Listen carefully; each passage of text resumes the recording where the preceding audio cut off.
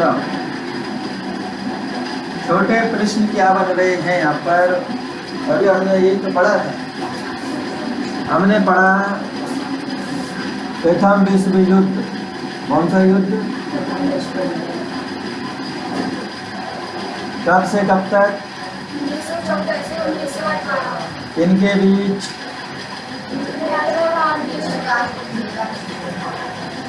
और केंद्रीय शक्ति कौन थे यहाँ? ब्रिटेन था, अमेरिका, फ्रांस, रूस, इटली आदि आदि। केंद्रीय शक्ति कौन थी? वही जर्मनी, ऑस्ट्रिया हंगरी और ओटोमन तुर्की। अब याद है मैंने इटली लिखा है, इटली पहले था सन में। द्वितीय विश्व युद्ध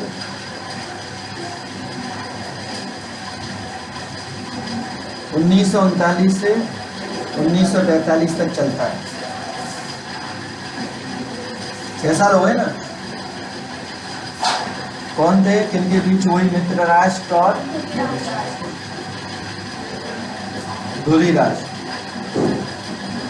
ये तो याद करने छोटे छोटे कुछ। वही थे ब्रिटेन, अमेरिका, फ्रांस, रूस। इटली हट गया यहाँ से, इटली यहाँ आ गया। नाज़ी जर्मनी लिख रहा है, इटली है यहाँ। इटली में कौन था? फांसीवाद। और जापान है बेचारा, ये वैसे ये पहले यहाँ था बेचारा। तो ये याद करके रखना है आप। कौन जीता?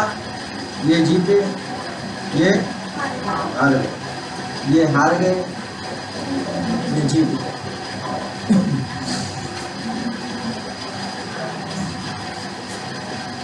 द्वितीय विश्व युद्ध के बाद 2 बड़ी शक्तियां बनी। कौन सी शक्तियां थी? 2 बड़ी। एक अमेरिका और एक रूस। ये पूंजीपति कौन था? पूंजीवादी देश, पूंजीपति पूंजीवादी देशों वाला देश। और ये साम्यवादी सोवियत संघ।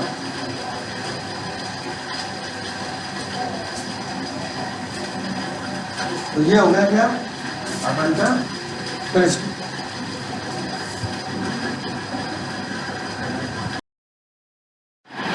ये वाला क्या समझे इसमें?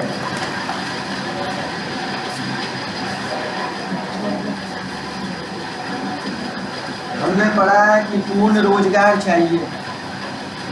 पूंजी जो लोगों की है वो स्थिर होनी चाहिए। पूंजी स्थिर कब होगी? जब क्या होगा? रोजगार स्थिर होगा। तो उसके लिए क्या हुआ? ब्रेटन वुड्स क्या है ये संस्था की स्थापना कब की गई? 1954। यहाँ पर अमेरिका में कहा? New Hampshire. इस जगह पर स्थापना हुई किसकी? ब्रेटन, क्या नाम था उसका? ब्रेटन वुड्स नामक स्थान।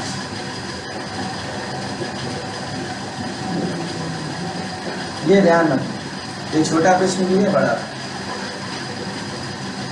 अब इसी ब्रेटन वुड्स संस्थान में 2 की स्थापना और हुई। उनके नाम क्या थे?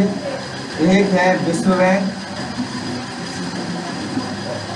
पैसा देने के लिए 2, जिसको भी कर्जे वर्जे चाहिए, अपने देश को आगे बढ़ाना है, तो उसको कहाँ से पैसा मिलेगा? विश्व बैंक।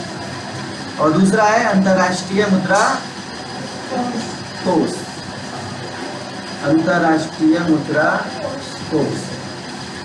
इनकी स्थापना भी ब्रिटेन वुड्स संस्थान के माध्यम से की गई। इसी कारण इसको ब्रिटेन वुड्स की जुड़वा संतानें कहा जाता है। इसको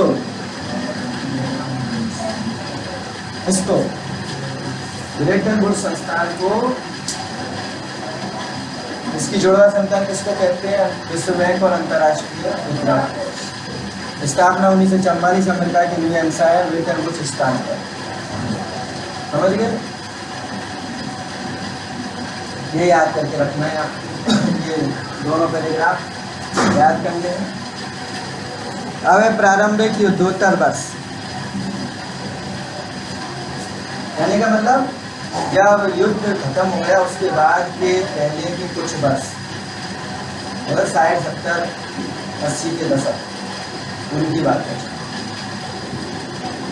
ब्रिटेन वुड्स व्यवस्था ने पश्चिमी औद्योगिक राष्ट्रों और जापान के लिए व्यापार तथा आय में वृद्धि के लिए युग का सूत्र पाया।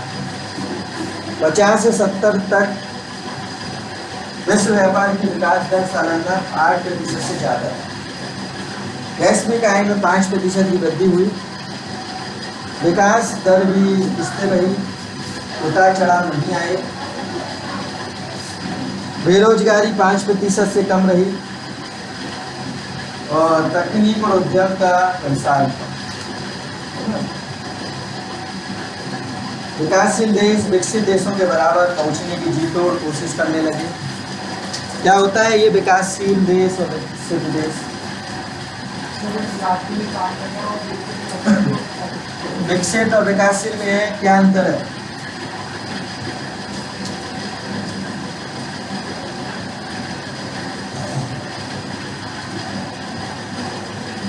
विकसित देश में होते हैं जहाँ जितने भी जरूरत की सामान है लोगों की या कच्चों की नहीं, वो उनके पास उपलब्ध है। सभी जरूरत जैसे बिजली, पानी वगैरह जो भी कुछ है, पैसा, सभी इनके पास है।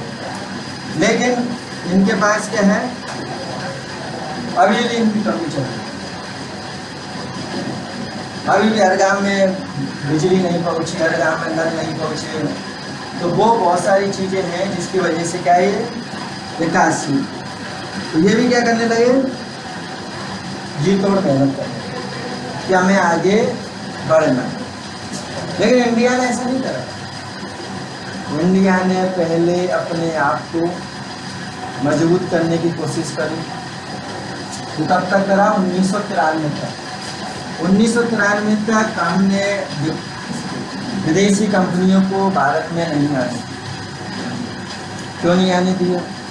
क्योंकि हम पहले ही क्या है गुलामी वाली स्थिति को देख चुके हैं कि अंग्रेजी लोग आए थे व्यापार करने के लिए और व्यापार करते करते क्या है उन्होंने हमें गुलाम बना दिया। और जब 1947 में आज़ाद हुए तो हम पहले ही कमज़ोर थे आर्थिक स्थिति से, तो हमें अपने आप को मजबूत बनाना था। इस कारण हमने विदेशी कंपनी के ऊपर बहुत सारे नियम लागू कर रहे थे और वो नियम हमने 1993 में ख़त्म कर दिया।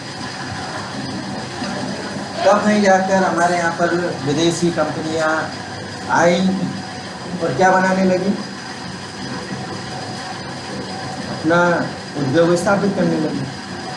उसमें भी वो हमसे मिलकर काम कर रहे हैं और तो वे अगले काम कर रही है। तो जो इंडिया आगे बढ़ चुका है, लेकिन पहले ऐसा नहीं है। तो वो चीज़ें हम आने वाले पाठों में पढ़ेंगे। होंगे तो नहीं, होंगे तो नहीं पढ़ेंगे। तो ये चीज़ हो गई।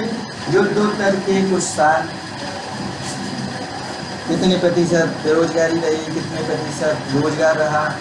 5%, 8% हमने पढ़ा। हेलो, निवेशीकरण स्वतंत्रता। दूसरा विश्व युद्ध जब खत्म हो गया तो दुनिया का एक बहुत बड़ा भाग यूरोपीय उपनिवेश शासन के अधीन। अगले 2 दशक में एशिया और अफ्रीका के ज़्यादातर देश स्वतंत्र हो गए। लेकिन सभी देश गरीबी और संसाधनों की कमी से जूझ रहे थे, क्योंकि वो लंबे समय तक औपनिवेशिक शासन के कारण अस्त व्यस्त हो चुके। IMF और विश्व बैंक का गठन देश की जरूरतों को पूरा करने के लिए ही किया गया। ये संस्थान पूर्व उपनिवेशों में गरीबी की समस्या और विकास की कमी से निपटने में तथ्य नहीं थे, लेकिन जिस प्रकार यूरोप और जापान ने अर्थव्यवस्था का पुनर्गठन करा, उसके कारण ये देश IMF और विश्व बैंक पे बहुत निर्भर भी नहीं थे। इस कारण आखिरी सालों में ब्रिटेन बुश संस्थान केवल किस पर ध्यान देने लगे? विकासशील। तो उनको पता लग गया कि विकासशील देश ही कमजोर है, बाकी के हमारे देश थे वो तो पहले विकसित थे। तो उन्होंने अपनी प्रक्रिया को पूरा कर लिया है, इस कारण किस पर ध्यान देने लगे? विकासशील। दुनिया के अल्प विकसित भाग उपनिवेशों के रूप में पश्चिमी साम्राज्यों के अधीन रहे। विडंबना यह थी कि नव स्वाधीन राष्ट्रों के रूप में भी अपनी जनता को गरीबी और पिछड़ेपन के गर्त से बाहर निकालने के लिए उन्हें ऐसे अंतर्राष्ट्रीय संस्थानों की मदद लेनी पड़ी, जिन पर भूतपूर्व औपनिवेशिक शक्तियों का वर्चस्व था। प्रभाव तो था, लेकिन हमें अपना काम निकलवाने के लिए हमें मजबूरन मदद तो लेनी पड़ेगी। समझ गए? औपनिवेशीकरण के बहुत साल बीत जाने के बाद भी बहुत सारे नव स्वाधीन राष्ट्र की अर्थव्यवस्था इन्हीं औपनिवेशिक शक्तियों के नियंत्रण में बनी हुई। जो ब्रिटेन और फ्रांस के उपनिवेश रह चुके थे या जहाँ कभी उनका राजनीतिक प्रभुत्व था, जैसे महत्वपूर्ण संसाधन, खनिज संपदा, जमीन, अभी भी उनके नियंत्रण में थे और वे उसको छोड़ने के तैयार नहीं थे। जैसे भारत है, भारत में पांडिचेरी है। पांडिचेरी पर 1954-56 के आसपास इसका अधिकार था फ्रांस। गोवा पर पुर्तगालियों का अधिकार था 1961 तक। अब आजाद हुए तो 1947 में हुए, पर पांडिचेरी पर फ्रांस का अधिकार था, गोवा पर पुर्तगालियों का। तो ये बहुत लास्ट में हमने जवाब देकर या हमने लड़कर जीते। समझ गए? तो ये छोड़ना नहीं चाहते। देखो आगे क्या। दूसरी ओर ज्यादातर विकासशील देशों 50 और 60 के दशक में कोई लाभ नहीं हुआ। इसी समस्या को देखकर एक नई अंतर्राष्ट्रीय आर्थिक प्रणाली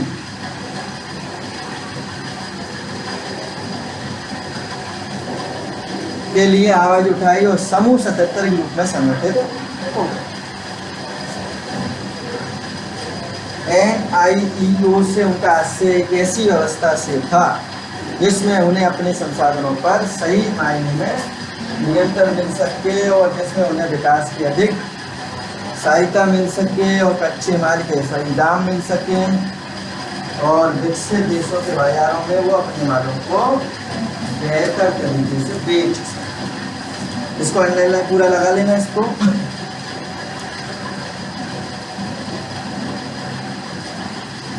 विकासशील देशों से लेकर लास्ट तक ये आपका प्रश्न का आंसर है। कौन सा प्रश्न है ये? G77 का। कौन सा? G77 वाला। ब्रिटेन बुश का समापन और वैश्वीकरण की शुरुआत। सालों के स्थिर और तेज वृद्धि के बावजूद युद्धोत्तर दुनिया में सब कुछ सही नहीं था। विदेशों में अपनी गतिविधियों की भारी लागत ने अमेरिका की वित्तीय और प्रतिस्पर्धी क्षमता को कमजोर कर दिया। अमेरिकी डॉलर दुनिया की प्रधान मुद्रा के रूप में पहले जितना सम्मानित नहीं रहा था। सोने की तुलना में डॉलर की कीमत गिर गई, विनिमय दर की व्यवस्था विफल हो गई और प्रवाहमयी या स्थिर विनिमय दर की व्यवस्था शुरू हुई। 70 के दशक के मध्य से अंतर्राष्ट्रीय वित्तीय संस्थानों में भी भारी बदलाव आ गए। अब तक विकासशील कर्जे और विकास संबंधी सहायता के लिए अंतर्राष्ट्रीय संस्थानों की शरण ले सकते हैं, लेकिन अब उन्हें पश्चिम के व्यावसायिक बैंक और निजी ऋणदाता संस्थानों से कर्ज लेने के लिए बाध्य किया न्याय देने के लिए बात किया जाने लगा कि ये बात मत लो।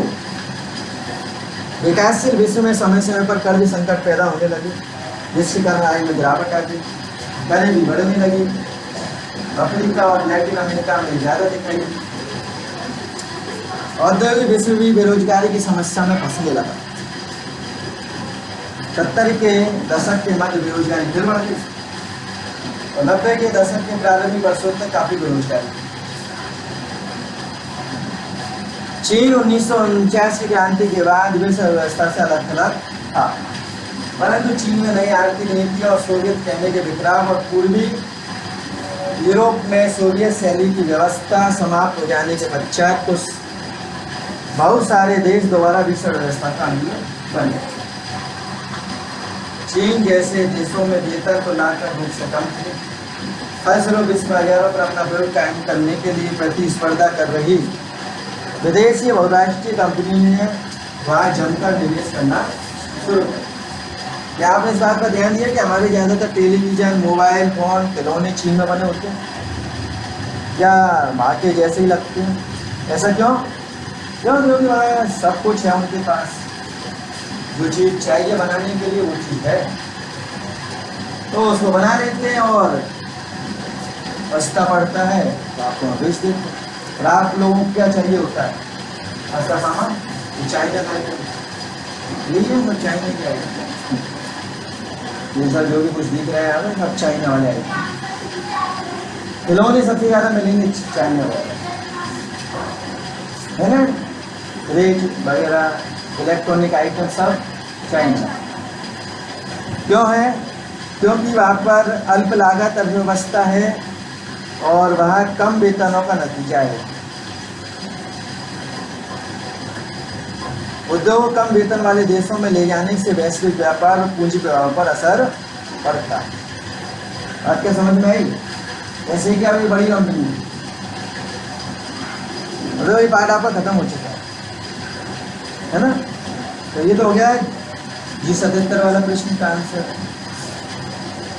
और ये हमने ब्रेटन वुड्स संस्थान में ही हमने G77 तो ब्रेटन वुड्स की जुड़वा संताने वाला जो प्रश्न था उसी में 9वें प्रश्न वो भी इसी में आ जाएगा। तो हमें अलग अलग करना है, एक नहीं करना है, या ब्रेटन वुड्स नाम देना उसको, वहाँ G77 वाला अलग करना। जब आएगा तो आपको यहाँ पर यदि वो प्रश्न बनता है कि ब्रेटन वुड्स की जुड़वा संतान क्यों कह रहे हैं, तो वो प्रश्न उठाकर वहाँ पटक देंगे। बस ये करना। तो इस तरीके से ये आपका पार्ट हो गया। हमें सिर्फ ये समझना है कि वैश्वीकरण क्या होता है। क्या होता है वैश्वीकरण? क्या होता है वैश्वीकरण? बताओ क्या होता है वैश्वीकरण?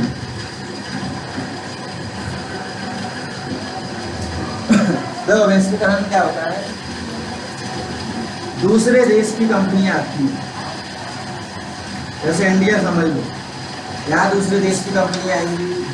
अब वो दूसरे देश की कंपनियां और पैसे वाले थी, तो आपके यहाँ पर वो जमीन देखेंगी, ये दूसरे देश की कंपनी। इनको हमने क्या नाम दिया? बहुराष्ट्रीय कंपनी। क्या नाम दिया? बहुराष्ट्रीय कंपनियां, ये नाम है। अब ये जब आती हैं तो इनको क्या चाहिए होता है? जमीन चाहिए। क्या चाहिए होता है? श्रम, मतलब मजदूर। अब ये क्या करते हैं? आते हैं, पहले जमीन की तलाश करते हैं, मिल जाए तो ठीक है, नहीं मिलती है तो ये छोटी मोटी कंपनी होती है उनको खरीद लेते हैं। क्या करते हैं?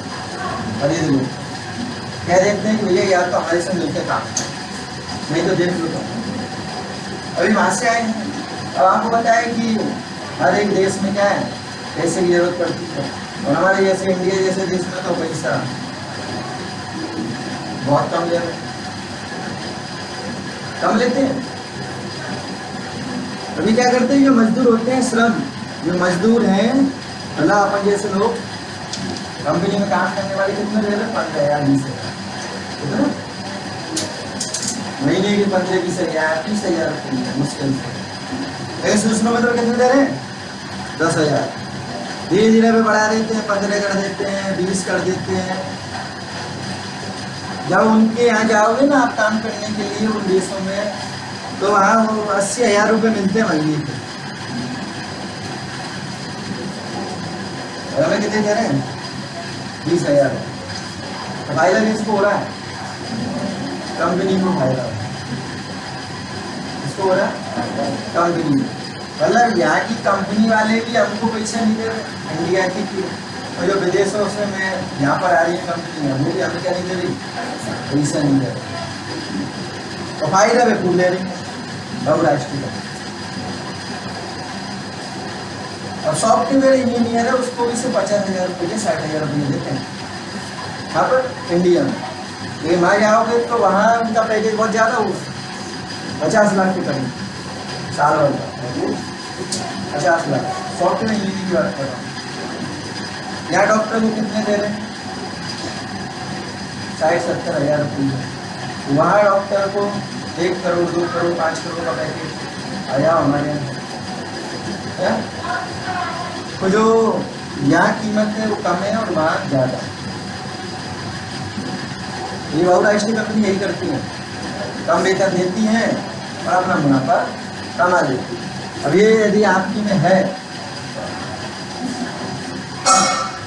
पढ़ोगे डिटेल में, तो ये चीज़ें किसकी हो गई? ब्रेटन वुड्स संस्थान। G77 क्या है? न्यू आर्थिक एक प्रणाली थी जिसमें समस्या को दूर करने के लिए 77 देशों ने एक संगठन बनाया, उसे क्या कहा गया? G77। NIEO के लिए 77 देशों ने एक संगठन बनाया, G77 कहा गया। अब NIEO क्या है वो कोई और भी पूछ सकता है आपसे, पूछ सकता है। आपको प्रश्न कौन से करने हैं वो ध्यान रखें। कौन से करने हैं?